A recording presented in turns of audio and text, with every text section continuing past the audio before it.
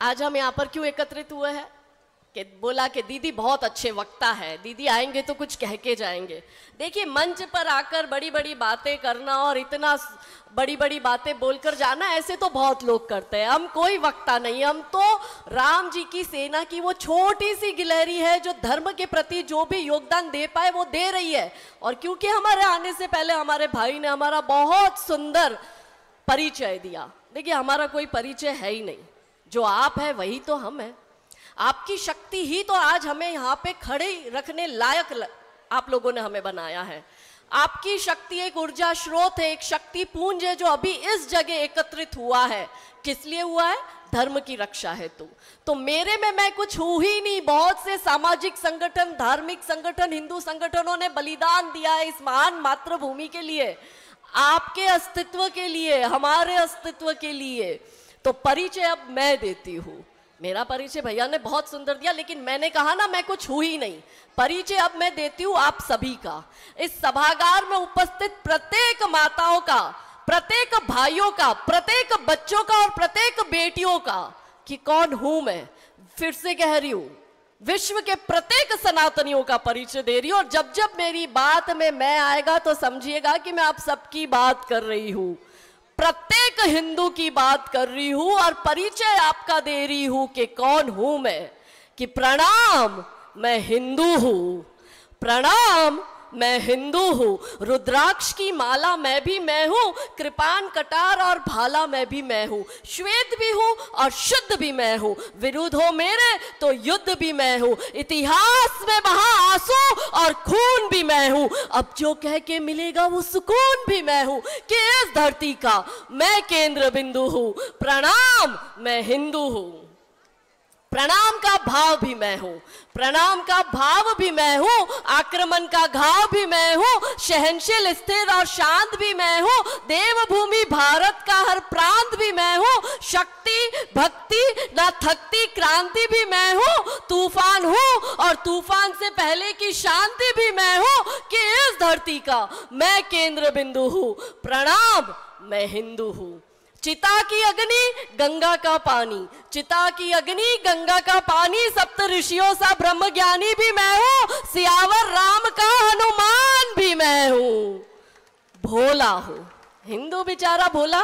अभी हमारे भाइयों से बैठ के बात कर रही थी, कहते हिंदू गाय जैसा है। मैंने कहा हिंदू गाय जैसा नहीं है, हिंदू बकरे जैसा है। गाय तो फिर भी रक्षा के लिए अपने सिंग चलाती है, हमारा हिंदू तो वो बकरा जो कसाई की दुकान पे कटने के लिए जाता है। इतना सीधा हमारा हिंदू समाज है। तो चिता की अग्नि, गंगा का पानी, सप्त ऋषियों सा ब्रह्म ज्ञानी भी मैं हूं, सियावर राम का हनुमान भी मैं हूं, भोला हूं, भोला हूं, सरल हूं, तुम्हारा मित्र भी मैं हूं, घोल भी दूं तुमको और घुल भी जाऊं तुम में, कुछ ऐसा चरित्र भी मैं हूं, कि इस धरती का मैं केंद्र बिंदु हूं। प्रणाम, मैं हिंदू हूं। ये हमारा परिचय, आप सबका परिचय, कि हिंदू तन मन, हिंदू जीवन, रग रग हिंदू मेरा परिचय। पर आज हम यहाँ पे क्यों एकत्रित हुए? समस्या है, इसलिए तो सब एकत्रित हुए। आप सब इस समय क्यों जाग रहे हो? 9:45 होने आए, खाना भी नहीं खाया होगा कितनों ने। क्यों? क्योंकि सबको वो समस्या दिख रही है। 10 वर्ष है हमारे पास में, 2025 चल रहा है, कुछ ताकतें लगी है, जिहादी आतंकवादी ताकतें, के भारत को 2047 से पहले इस्लामिक देश बनाना। इसलिए ये नारे लगाते हैं, लड़के लिया पाकिस्तान, हंस के लेंगे हिंदुस्तान। इनकी पूरी ब्लू प्रिंट तैयार है, वो 500 वर्ष पहले ही तैयार हो चुकी थी। औरंगजेब वो ब्लू प्रिंट तैयार करके चला गया था, इसलिए औरंगजेब के नाम पर ये लोग आज भी हड़क्कम मचाते हैं, हुड़दंग मचाते हैं, आगजनी करते हैं, पत्थरबाजी करते हैं। इनके पास पूरी प्लानिंग है।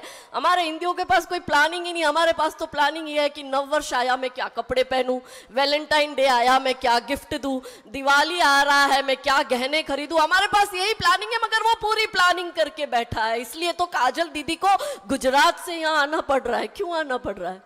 सब कुछ छोड़ छाड़ के हम ये क्यों कार्य करने में लगे? क्योंकि हमें दिख रहा है, भविष्य दिखाई दे रहा है कि आने वाले 10 वर्षों में ना तो ऐसे कोई शौर्य यात्रा निकलेगी, ना ऐसी कोई सभा होगी, ना ऐसे कोई त्योहार होंगे, और ना ही व्यासपीठ पर बैठकर कोई संत हमें कथा सुना रहा होगा। ऐसा कुछ नहीं होगा। सिर्फ ये 10 वर्ष हिंदुओं के सामने करो या मरो की सिचुएशन है, डू और डाई की सिचुएशन है। और इस समय यदि आप नहीं संभालोगे, क्योंकि इस महान मातृभूमि के लिए छत्रपति शिवाजी महाराज ने बलिदान दिया, ऊपर बैठी उनकी आत्मा भी ये सब देखकर रो रही होगी कि किन के लिए मैंने बलिदान दिया, इनके लिए। वो उस जमाने में बाबर और औरंगजेब हाथ से हमारे एक एक टुकड़े काट काट के जमीन के ले रहे थे। अब कुछ नेता, कुछ सरकारी अफसर, ये लोग सब हाथ से हमारे एक एक टुकड़े काट काट कर दे रहे हैं। हिंदू बेचारा इतना भोला, मैंने कहा ना 13 राज्यों में और 250 से अधिक जिलों में हिंदू अल्पसंख्यक हो चुका है। 10 दिशाओं से हम घिरे जा चुके हैं। यहां से चादर वाला कन्वर्ट कर रहा है, यहां से फादर वाला कन्वर्ट कर रहा है। लव जिहाद, भूमि अतिक्रमण, धर्मांतरण जोरों शोरों से चल रहा है। हमारे जनजाति भाई बहनों को कन्वर्ट किया जा रहा है अंधविश्वास में लाके। हिंदुओं को जातिवाद में बांट दिया। ब्राह्मण, क्षत्रिय, वैश्य, शूद्र, ऊंच नीच, पुरुष स्त्री ऐसे भेदभाव खड़े कर दिए कि हिंदू समाज अपने लिए संघर्ष करने को तैयार नहीं। क्या छत्रपति शिवाजी महाराज ने कभी कहा कि मैं ये अपने लिए कर रहा हूं? उन्होंने सदैव धर्म के लिए करा। इसलिए तो धर्म ध्वजा हाथ में लेकर पूरे भारत में उन्होंने स्वराज की घोषणा करी, और उसी स्वराज की स्थापना के लिए हम सबको संघर्ष करना है। छत्रपति संभाजी महाराज का इतिहास उठा के देखो, कितना कठोर तप था उनका कि वो औरंगजेब उसको हर एक यातना देता है, महाराज जी को हाथ के नखून काटता है और बोलता है कि चल बोल, तुझे इस्लाम स्वीकार है? तो हमारे धर्मवीर संभाजी महाराज कहते हैं मुझे तेरा इस्लाम स्वीकार नहीं है। दूसरे हाथ के नाखून उखाड़ता और कहता है बोलो इस्लाम स्वीकार है? महाराज जी कहते हैं मुझे इस्लाम स्वीकार नहीं है। पैर के नाखून निकालते हैं, शरीर की चमड़ी निकाल देते हैं। आप सोचो, हमको एक हल्का सा कांच लग जाए तो कैसा दर्द होता है।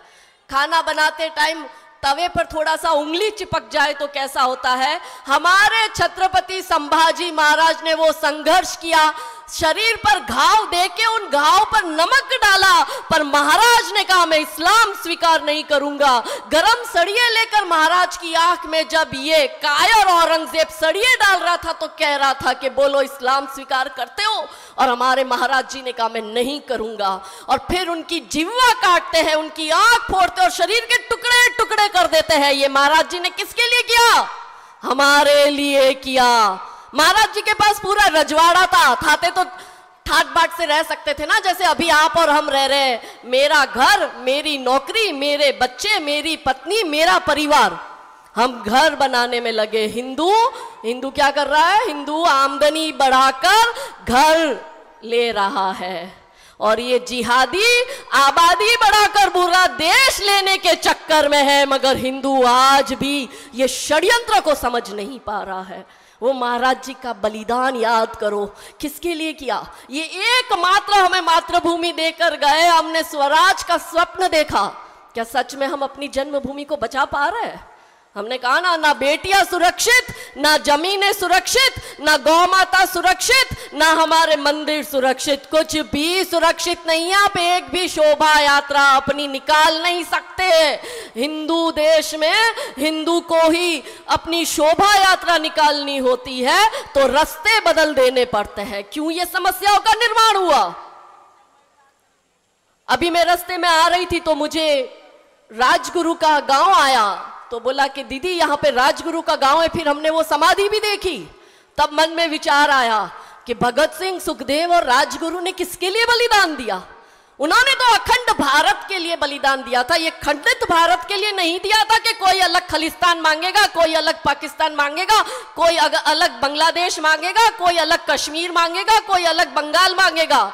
उन्होंने तो अखंड हिंदू राष्ट्र के लिए संघर्ष किया था। गुरु गोविंद सिंह के पुत्रों ने बलिदान दे दिया। इतना महान गौरवशाली इतिहास हमारा। आज क्यों ऐसा हुआ कि हमारी बेटियां हंसते हंसते जिहादियों के घर जा रही है? ऐसा क्या हो गया? आज से 700 वर्ष पूर्व माता पद्मिनी माता कोई खिलजी की गंदी नजर तो छोड़ो, वो खिलजी उसकी लाश को भी ना छू पाए, इसलिए पद्मिनी माँ 16,000 बहनों के साथ जौहर कुंड में कूदकर अपने शरीर का त्याग करती है। वहां 700 वर्ष में ऐसा क्या परिवर्तित हो गया कि हमारी बेटी हंसते हंसते बुर्खा पहन लेती है? ये प्रश्न है। 3 प्रश्न अपनी अंतरात्मा से करना। इधर बहनों की संख्या भी बहुत ज्यादा है। मेरी बहनों, जब जब अधर्म बढ़ा है तो धर्म की स्थापना की निमित्त सदैव नारी शक्ति हुई है। और इसलिए आगे बताऊंगी कि अभी माता के दिवस चल रहे हैं, हम 9 दिन माता की आराधना करेंगे। क्यों कर रहे हैं?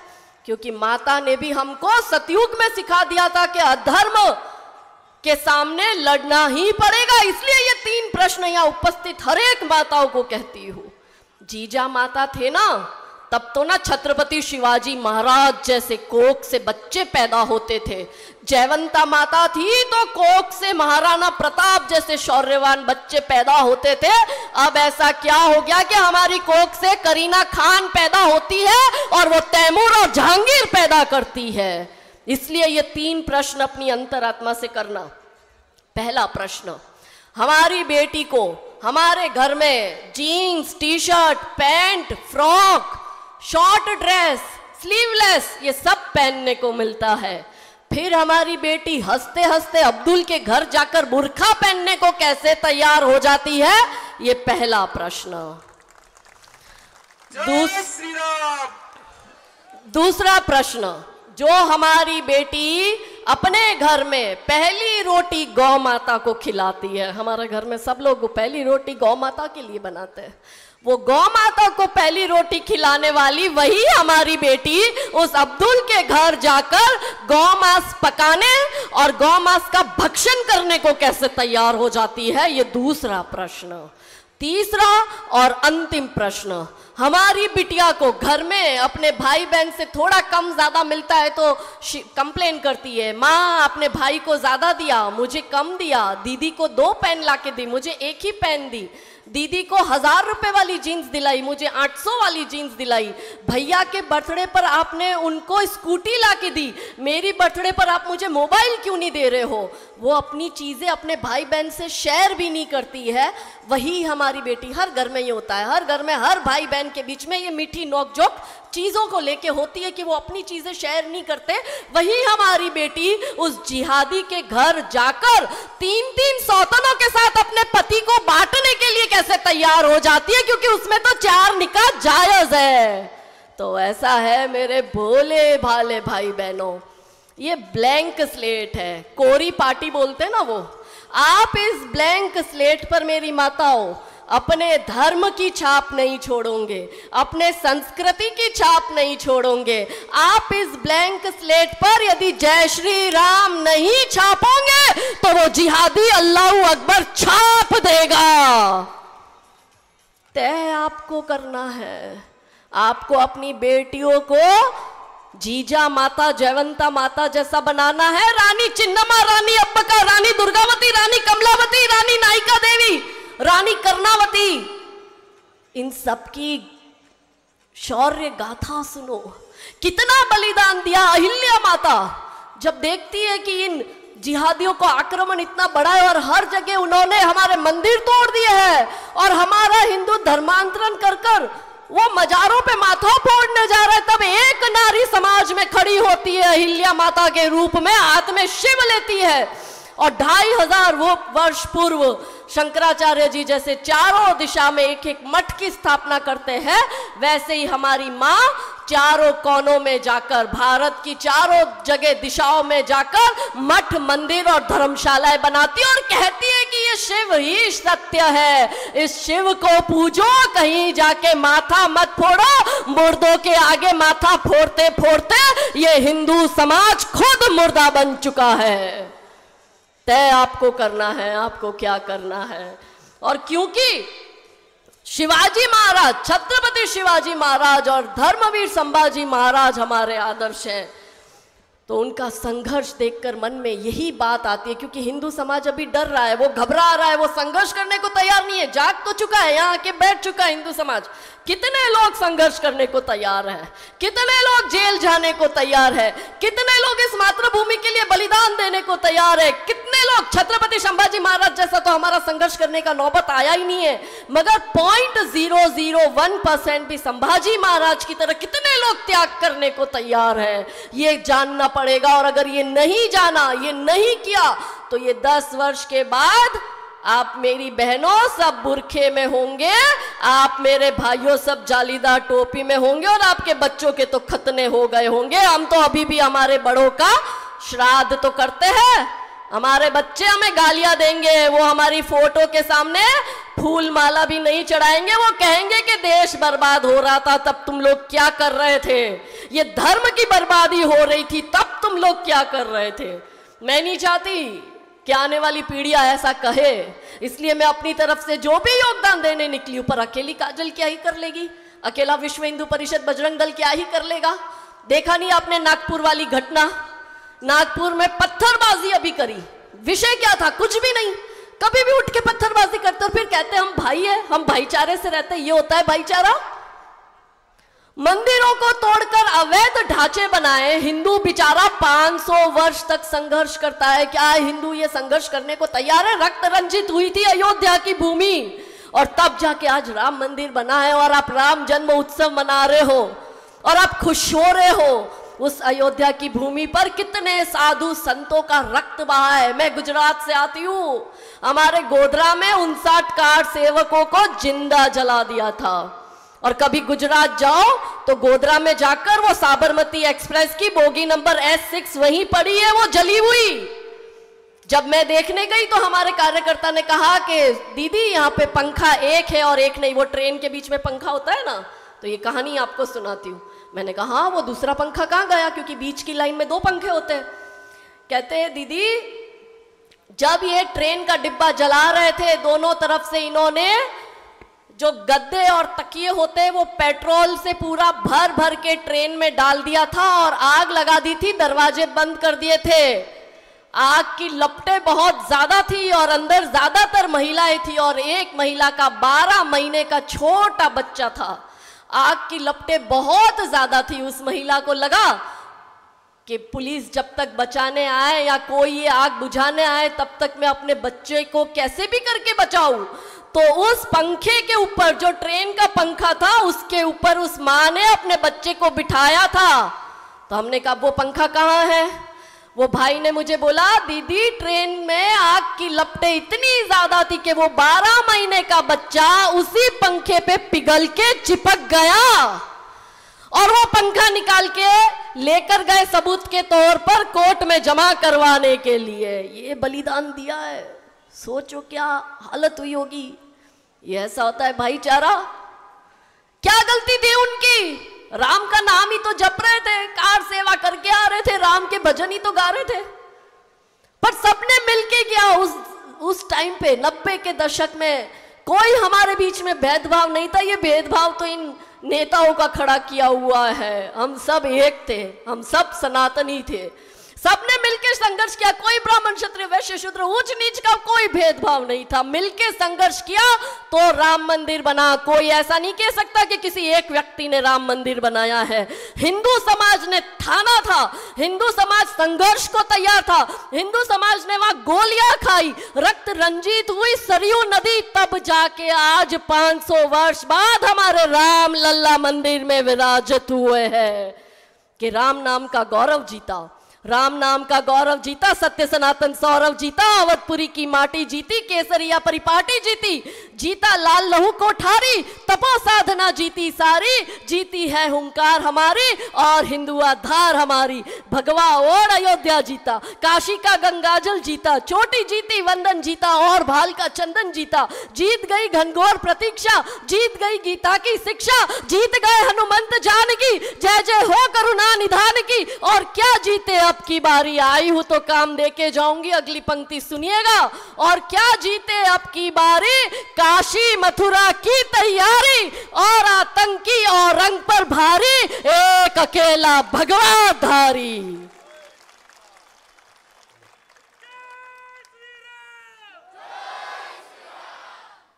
अच्छा, औरंग से याद आया, हमने सुना महाराष्ट्र में औरंगजेब पर बहुत विवाद चल रहा है, सही है क्या? सही है क्या? क्यों विवाद चल रहा है औरंगजेब पे? वो इस देश का था क्या? वो इस देश का कुछ लगता था क्या? तो जो औरंगजेब पे विवाद खड़ा कर रहे हैं और औरंगजेब के लिए छातियां कूट कूट के रो रहे हैं, उनको मैं आई हूं तो ये पंक्तियों में जवाब देकर जाती हूं आपकी तरफ से कि अभी जरा सा धीर धरो, अभी जरा सा धीर धरो, यमुना का पानी भी डोलेगा। देखो सरयू तो धन्य हो गई क्योंकि राम मंदिर तो हमने बना लिया। अभी जरा सा धीर धरो, यमुना का पानी भी खौलेगा, और राम भक्त के बाद अभी तो श्याम भक्त भी डोलेगा। और जिस दिन गदा उठा ली पवन पुत्र बजरंगी ने, कब्र में लेटा औरंगजेब भी राधे राधे बोलेगा। ये देश छत्रपति शिवाजी महाराज का है, ये कभी औरंगजेब का नहीं हो सकता। ये देश धर्मवीर संभाजी महाराज का है, ये कभी औरंगजेब का नहीं हो सकता। इसलिए उन्हीं की हम संतान हैं और उनसे ही सीखे ये संघर्ष करना, इसलिए मिलके हमें संघर्ष करना पड़ेगा। मैं अकेली क्या ही कर लूंगी, आप अकेले कुछ नहीं कर सकते, संगठित होंगे तो अपनी आत्मरक्षा कर पाओगे। आपकी आत्मरक्षा ही आपकी सुरक्षा की गारंटी है। हर जगह पुलिस भी नहीं आएगी बचाने के लिए, क्योंकि जब ये जिहादियों की भीड़ हाथ में पत्थर लेकर आप पर अटैक करेगी तो आपकी सुरक्षा आपको खुद ही सुनिश्चित करनी पड़ेगी। और यहाँ उपस्थित माता बहनों, माँ जगदम्बा ने सतयुग में कह दिया था, अभी नवरात्रि के दिन चल रहे हैं, तो इन नवरात्रि के दिनों में हम क्यों माता की आराधना करते हैं? क्योंकि माँ ने राक्षसों का नाश किया था, महिषासुर का नाश किया था। तो जब महिषासुर का नाश किया उसके बाद धर्म सभा बैठी, तो सभी देवी देवता थे, ब्रह्मा जी थे, विष्णु भगवान थे और महादेव भी थे। तो माँ ने प्रश्न करा और कहा कि भाई आप तीनों तो ब्रह्मा विष्णु महेश त्रिकालदर्शी सर्वशक्तिशाली, आप चाहते तो आप महिषासुर को चुटकी बजाकर खत्म कर सकते थे, इस काम के लिए आपने मुझे क्यों चुना? तो मेरी बहनों ध्यान से माता का उत्तर सुनिएगा, ये सब शिव कथा में है। तो महादेव हंसते हुए उत्तर देते हैं, मुझे तो त्रिकाल ज्ञानी ना, त्रिकालदर्शी, उनको तो पता ही था कि सतयुग में महिषासुर आएगा, त्रेता युग में रावण आएगा, द्वापर युग में दुर्योधन दुशासन आएगा, और ये कलयुग में बाबर और औरंगजेब की औलादे आएगी। तो महादेव को तो सब पता था। तो और महिषासुर जो है वो अत्याचार सदैव किस पे करता था? महिलाओं पे। महिलाओं को वो कमजोर समझता था, इसलिए वो महिलाओं को जबरदस्ती उठा के ले जाता, अपने यहाँ रखता। संतों की जो महिलाएं होती थी परिवार की, उनको उठा के ले जाता था। तो महादेव ने उत्तर दिया माँ जगदम्बा को कि जब जब किसी भी कालखंड में कोई अधर्मी किसी भी महिला पर अत्याचार करेगा, कोई भी महिषासुर समाज में खड़ा होकर महिला को कमजोर समझकर उस पर अत्याचार करेगा, तो समाज से महिला शक्ति ही खड़ी होगी और वो उस महिषासुर का नाश करेगी। इसीलिए महिला को महिला शक्ति कहा गया है कि पुनः सनातन उदित होगा, हार कर मत बैठ जाना, एक हिंदू मैं जगाऊं, एक हिंदू तुम जगाना। ये मिलके करेंगे तब होगा, सब करेंगे तब होगा। पर क्यों अत्याचार महिला समाज पे हो रहा है?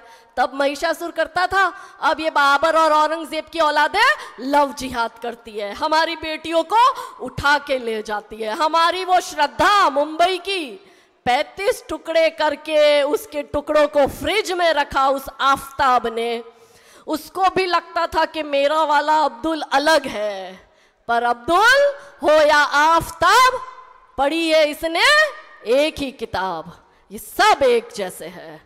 उसने 35 टुकड़े गए, फ्रिज में रखे और 18 दिन तक जंगल में जाके उस श्रद्धा के एक एक टुकड़े फेंकता था।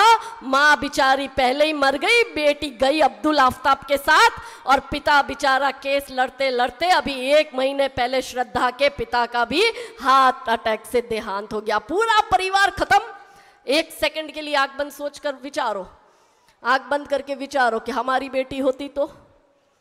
किसी अब्दुल किसी आफ्ताब की इतनी हिम्मत हो जाती है कि हमारे बेटी के 35 टुकड़े कर देते हैं। और क्यों हमारी बेटियां इतनी कमजोर हो गई है? पहले कैसे होती थी योद्धा नारियां? रानी चिन्नम्मा, रानी अब्बका का इतिहास उठा के देखो, रानी नायिका देवी का इतिहास उठा के देखो कि मोहम्मद गौरी वो विधवा समझकर उस पर, उसके राज्य पर अटैक करने आता है पाटन में, और रानी नायिका देवी मोहम्मद गौरी को नपुंसक बना के मार मार के सिंध तक फेंक कर आती है। ऐसी शौर्यवान हमारी बहन बेटियां थी। आज ऐसी परिस्थितियों का क्या निर्माण हो गया कि हमारी बेटी अपनी आत्मरक्षा नहीं कर पाती? क्योंकि आपने अपनी बेटियों को कमजोर बना दिया, आपने अपनी बेटियों को गुड़िया कहना स्टार्ट कर दिया, आपने अपनी बेटियों को शौर्य गाथा ना सुनाकर हाथ में गुड़िया दे दी, तलवार ना देकर हाथ में पेन और स्टेथोस्कोप दे दिया, बेटियों को कमजोर बना दिया। तब तो ना वो कलकत्ता में वो डॉक्टर आरजेकर मेडिकल कॉलेज में पढ़ती है, जिस जगह वो पढ़ रही है वहीं पे उसका बलात्कार हो जाता है और उसकी हत्या हो जाती है। आप अच्छी सड़कें तो बना रहे हो, इस सड़कों पर चलने के लिए हमारी बेटियां सुरक्षित है क्या? हमारी बेटियां आत्मरक्षा के लिए क्यों नहीं है तैयार? क्योंकि हमने उनको तैयार नहीं किया। हमने उसको कह दिया गुड़िया। घर में कुछ खिलौना ला के देना होता है तो बिटिया को गुड़िया ला के देते हैं। कहीं किसी परिवारजन में किसी बच्ची का बर्थडे होगा तो गिफ्ट में वो देते हैं बारबी डॉल और कहते हैं मेरी गुड़िया रानी, मेरी पापा की परी। गुड़िया गुड़िया करते हो, गुड़िया जैसे शौक तुम्हारे गुड़िया सी बन जाती हो। वीर प्रसूता हो के भी पल पल क्यों नीर बहाती हो? अरे शक्ति स्वरूपा हो तुम तो जगदम्बा की अवतारी हो। क्या दुर्योधन क्या दुशासन, तुम स्वयं काल पर भारी हो। मगर वर्जना क्यों करती हो, मगर वर्जना क्यों करती हो? ढालों से तलवारों से बस एक बार तो लगन लगा लो, मृत्यु नाचती धारों से। अरे रक्त बीज को रणचंडी का रक्तिम रूप दिखाएंगे, रक्त बीज को रणचंडी का रक्तिम रूप दिखाएंगे। तब तुम खुद अपना चीर बचा लो, श्री कृष्ण कहां तक आएंगे। ललकारे हरवीर बजरंगी। कृष्ण भगवान कहां से आएंगे? कृष्ण भगवान तो सब पूरा 18 अध्याय यही बता के गए। पूरी गीता नहीं पढ़नी तो मत पढ़ो, दूसरा अध्याय खाली गीता जी का पढ़ लेना, जिसमें कृष्ण और अर्जुन का संवाद होता है।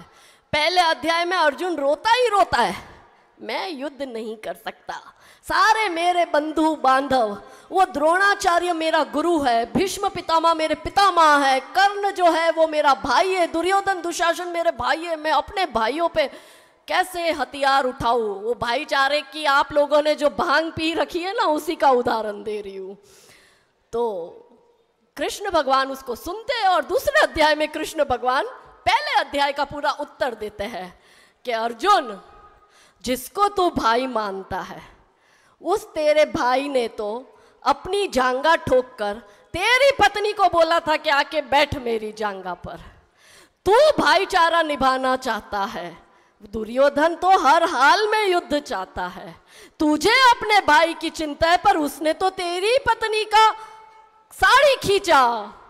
तो अर्जुन को कहते हैं कि हे अर्जुन, तुझे लगता है कि दुर्योधन तेरा भाई है, मगर दुर्योधन तो तुझे भाई मानता ही नहीं है। हे हिंदू, तुझे लगता है कि मियाँ तेरा भाई है, वो मियाँ तेरा भाई नहीं है, वो कसाई है और कसाई का काम है काटना। फिर वापस कृष्ण भगवान कहते हैं, हे अर्जुन, तू युद्ध नहीं चाहता, मगर दुर्योधन हर हाल में युद्ध करेगा।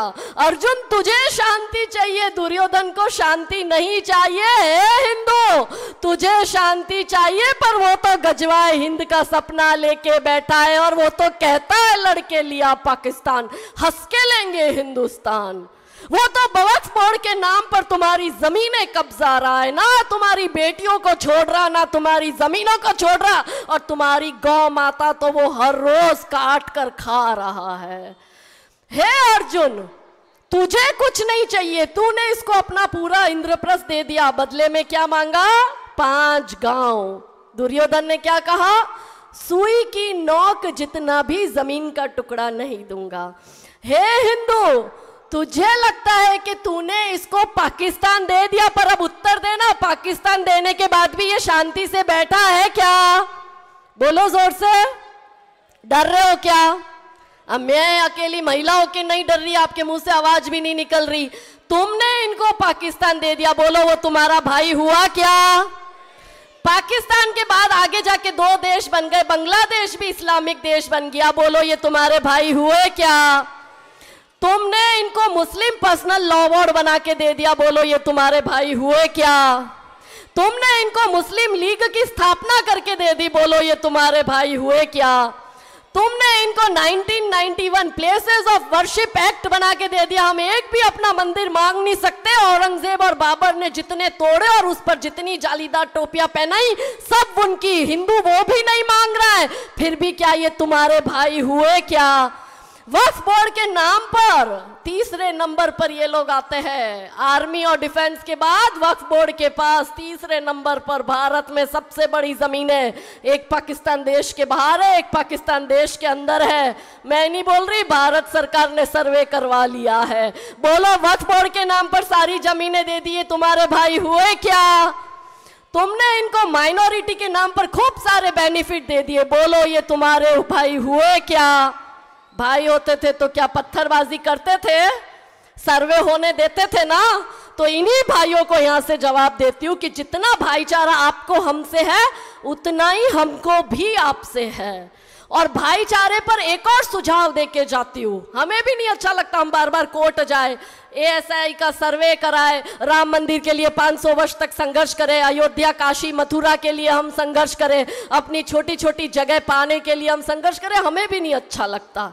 इसलिए मैं हमारे प्रिय मुस्लिम भाइयों को कहती हूं कि आओ मुस्लिम भाइयों भाईचारा निभाए, आओ मुस्लिम भाइयों भाईचारा निभाए, सभी विवादित मस्जिदों की खुदाई करवाए, छोड़ो कोर्ट कचहरी जज और वकील का फेरा, शिव मिले तो मेरा और शव मिले तो तेरा। है शिव मिल गए तो मेरे, शव निकल गया तो तुम्हारा। ये करो, पर ये तो कोई कर ही नहीं रहा, ये तो पत्थर मार के भाईचारा निभा रहे हैं। गुस्ताखे नबी की एक ही सजा, सरतन से जुदा, सरतन से जुदा। प्रश्न तो करो, नागपुर में क्या हुआ था कि तुमने अभी वहां पे आगजनी करी, हिंदुओं के घर जलाए? और हमारे वहां नागपुर में जो हमारे भाई थे उन्होंने हमें फोन पे बताया कि दीदी हमारे एरिया में हिंदू मुस्लिम साथ में रहते हैं, जब 50-60 मुसलमान की भीड़ यहाँ पे अटैक करने आई तो हमारा जो मुसलमान पड़ोसी है वो बाहर निकलता है और वो कहता है ये वाली मेरी गाड़ी है, ये वाली हिंदू की गाड़ी है, इसकी गाड़ी को जला। क्यों भाई? तब भाईचारा कहाँ जाता है?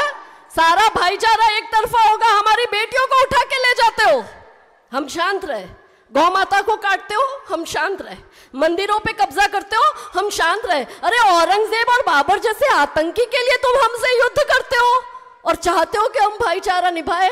एक तरफा भाईचारा नहीं चल सकता, इसलिए सबको संघर्ष करना होगा। मैं अकेली आज यहाँ पे आई हूँ तो मुझे किसी ने कोई ये संघर्ष करने के लिए किसी ने पीले चावल नहीं दिए, कोई मेरे खाते में पैसा नहीं डाल रहा है, दुश्मनियां मोल ले रही हूँ, फटवे निकल चुके हैं मेरे नाम के और ये तो मुझे धमकी देते हैं। हमारे गुजरात में सुन्नी मुस्लिम समाज के जिहादियों ने धमकी दी है, कहते जिस दिन तू अकेली दिखी उस दिन तुझे मार देंगे। मैंने उत्तर दिया, मैंने कहा तू मारने अकेला आना, फिर देखते हैं जिंदा कौन जाता है, तू जाता है कि मैं जाती हूं।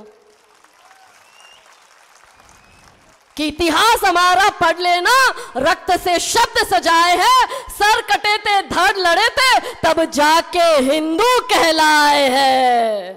ये महाराज जी ने हमें इतिहास दिखाया है, हम उनकी संतान है, लेकिन अधर्म होते हुए यदि आप और मैं देखते हैं तो हम भी अधर्मी हैं और ये हमारे सामने अधर्म हो रहा है। गौ माता कट रही है, ये अधर्म है, बेटियों को उठा के ले जा रहे हैं, ये अधर्म है, मंदिरों की जगह पर कब्जा कर रहे हैं, ये अधर्म है, जनजाति विस्तार के समाज के लोगों का धर्मांतरण कर रहे हैं, ये अधर्म है। और मैं नहीं कह रही, कृष्ण भगवान खुद कह गए कि अधर्म पर मौन रहकर जो मात्र निहारे जाते हैं। मैं चुप रही तो मैं भी अधर्मी हूं, आप चुप रहे तो आप भी अधर्मी, और हम सब इस अधर्म के भागीदार होंगे कि अधर्म पर मौन रहकर जो मात्र निहारे जाते हैं, द्रोण हो, भीष्म हो, कर्ण हो, सब मारे जाते हैं। जो भी अधर्मी है वो सब मारा जाएगा। मेरे को ऊपर जाके भगवान को जवाब देना है कि जीवन को बस रण माना है, धर्म हेतु प्रतिक्षण माना है और मिला ये सारा जीवन, आर्य भूमि का ऋण माना है, स्वीकारी सारी बाधाएं, वीरों ने कब हर्ष चुना है, हाँ मैंने संघर्ष चुना है, ये संघर्ष मैंने चुना है, क्योंकि मुझे महाराज जी सिखा कर गए। छत्रपति शिवाजी महाराज के बलिदान को मैंने समझा है, धर्मवीर संभाजी महाराज के बलिदान को मैंने समझा है, और मैं नहीं चाहती कि यह धर्मी की बातें मैं भी चुप हो, ऊपर जाके मुझे भी जवाब देना है। माँ जगदम्बा कहेगी कि तुझे शक्ति दी, क्यों नहीं नीचे संघर्ष किया। माता सरस्वती कहेंगे तुझे वाणी दी, क्यों नहीं तूने संघर्ष किया। और माँ लक्ष्मी कहेंगे तुझे अच्छे परिवार में जन्म दिया, ब्याह तेरा अच्छे परिवार में कराया, फिर तूने धर्म के लिए काम क्यों नहीं किया। मुझे भी जाके जवाब देना है, तब तो ना मैं भी निकल पड़ी हूँ। आपके बच्चे तो क्या मेरे नहीं है, आपके पति है तो क्या मेरे नहीं है, आपके सास ससुर है तो क्या मेरे नहीं है। मैं तो जॉइंट फैमिली में रहती हूँ, मेरे भी घर में बच्चों की परीक्षाएं चल रही है।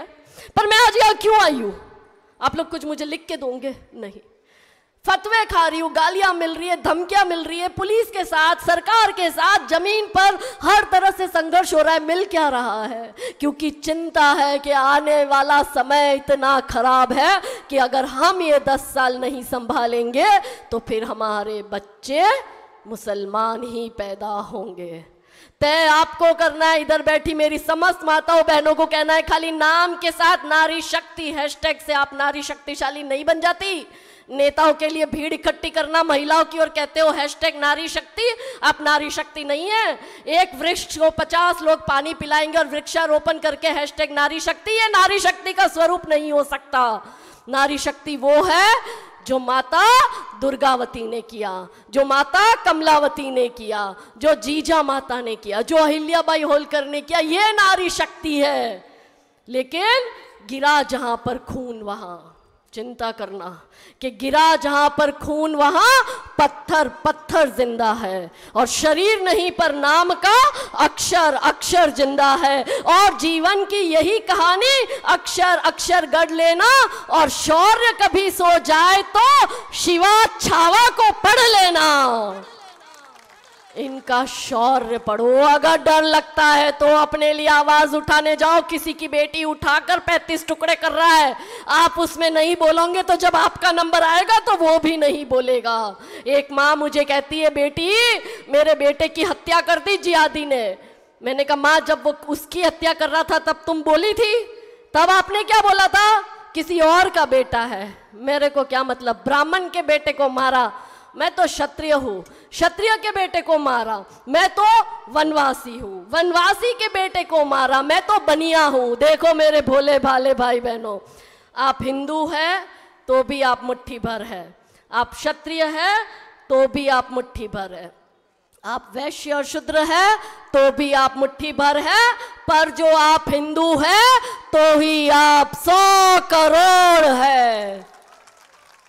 तो समस्या मैंने आपको बता दी, समाधान पे चर्चा करते हैं। तैयार हो? करने को तैयार हो? समाधान देके जा रही हूं, करना है इस पे काम। मैं नहीं चाहती आप मेरी तरह दुश्मनी मोल लो, इस तरह से निकल जाओ। भाई आप भी घर बार लेके बैठे हो, आपको भी चिंता है, मैं नहीं चाहती आप मेरी तरह करो। मगर यहां से जाने के बाद, अभी रात हो गई, कल सवेरे जब उठो तो ये काम करना। यहां से जाने के बाद अपने 5 परिचित को फोन करना, 5 परिवार में, वो आपके रिश्तेदार भी हो सकते हैं, आपका फ्रेंड सर्कल हो सकता है, आपके बिजनेस पार्टनर हो सकते हैं, आपके जो भी जान पहचान वाले हो, 5 लोगों से आज जो हमने सत्संग किया इस पे चर्चा करनी है। बोलो करोगे? बोलो करोगे? आप में से कितने लोग हिंदू संगठन से जुड़े हो? हाथ ऊंचा करके बताओ। परिषद बजरंग दल से कितने लोग जुड़े? तो जितने लोग नहीं जुड़े वो कल ही अपनी बेटियों को दुर्गा वाहिनी से जोड़ना और अपने बच्चों को बजरंग दल से जोड़ना, क्योंकि जब ये जिहादी मारने आएगा ना तो आपको कोई आपका रिश्तेदार बचाने नहीं आएगा, आपको आपका पड़ोसी बचाने नहीं आएगा, आपको आपका बिजनेस पार्टनर नहीं बचाने आएगा, आपको आपका पैसा बचाने नहीं आएगा, आपके लिए गोली मेरा बजरंग दल का भाई खाने आएगा।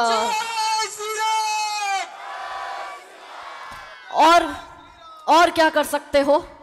और आत्मरक्षा की ट्रेनिंग लेना और अपने बच्चों को ट्रेनिंग देना शुरू कर दो, क्योंकि वो जब झुंड में आता है तो आप अपनी रक्षा भी नहीं कर पाते हो।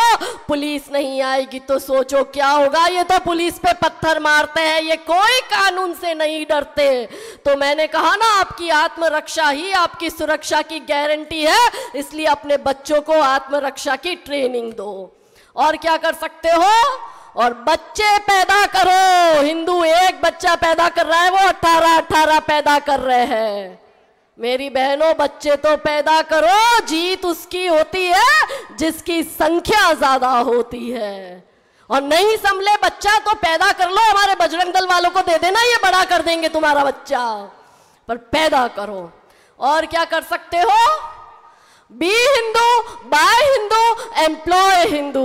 दूध वाला हिंदू होना चाहिए, सब्जी वाला हिंदू होना चाहिए, फ्रूट वाला हिंदू होना चाहिए, धोबी हिंदू होना चाहिए, डांस वाला हिंदू होना चाहिए, ट्यूशन क्लास वाला हिंदू होना चाहिए, घरेलू काम वाला हिंदू होना चाहिए, रिपेयरिंग काम वाला हिंदू होना चाहिए, गरबा क्लास वाला हिंदू होना चाहिए। टोटल हिंदू इकोनॉमी खड़ी करो। Be Hindu, buy Hindu, employ Hindu. बोलो करोगे तो हिंदू बनोगे? हाँ। हिंदुओं से सामान लोगे? हाँ। हिंदुओं को ही रोजगार दोगे? हाँ। तो अंत में कविता की ये पंक्ति आपको समर्पित कर कर अपनी वाणी को विराम देती हूँ कि हे भारत के हिंदू जागो, हे भारत के हिंदू जागो, मैं तुम्हें जगाने आई हूँ और 100 धर्मों का धर्म एक बलिदान बताने आई हूँ। खप्पर वाली काली जागे जागे दुर्गा बरबड़ा, रक्त बीज का रक्त चाटने वाली जागे चामुंडा, नरमुंडों की माला वाला जागे कपाली कैलाशी, और रन की चंडी घर घर नाचे, मौत कहे प्यासी प्यासी, अरे झोली लेकर मांग रही हूँ, झोली लेकर मांग रही हूँ। कोई शीश का दान दे दो, भारत का भैरव भूखा है, कोई प्राण का दान दे दो, और मैं घर घर इनकलाब की आग जलाने आई हूँ। हे भारत की बेटी जागो, मैं तुम्हें जगाने आई हूँ। हे भारत के हिंदू जागो, मैं तुम्हें जगाने आई हूँ। बोल हर वीर बजरंगी, बोलो सियावर रामचंद्र की, पवन सुत हनुमान की, नमः पार्वती। पते हर